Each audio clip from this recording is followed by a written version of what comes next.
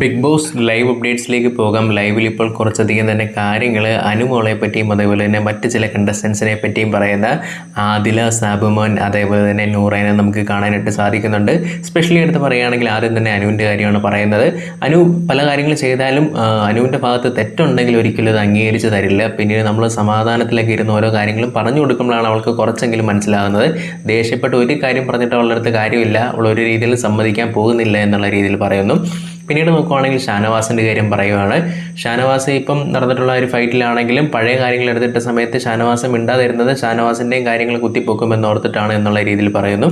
അതേപോലെ തന്നെ നോക്കുവാണെങ്കിൽ അക്ബറിൻ്റെ കാര്യം പറയുന്നുണ്ട്. അക്ബർ ഇപ്പം ഒരു കരച്ചിൽ കാർഡ് അല്ലെങ്കിൽ ഒരു സഹതാപ കാർഡാണ് ഇറക്കിക്കൊണ്ടിരിക്കുന്നത്. അതുമാത്രമല്ല, എൻ്റെ അടുത്താണെങ്കിലും വന്ന് ചോദിക്കുന്നുണ്ട്, എന്താണ് എന്നെ ഇങ്ങനെ എല്ലാവരും ഒറ്റപ്പെടുത്തുന്നത്, ഞാൻ എന്ത് ചെയ്തടാ എന്നുള്ളൊരു അഭിനയമാണ് അക്ബർ ഇപ്പോൾ കാഴ്ചവെച്ചുകൊണ്ടിരിക്കുന്നത് എന്നുള്ള രീതിയിൽ പറയുകയാണ്.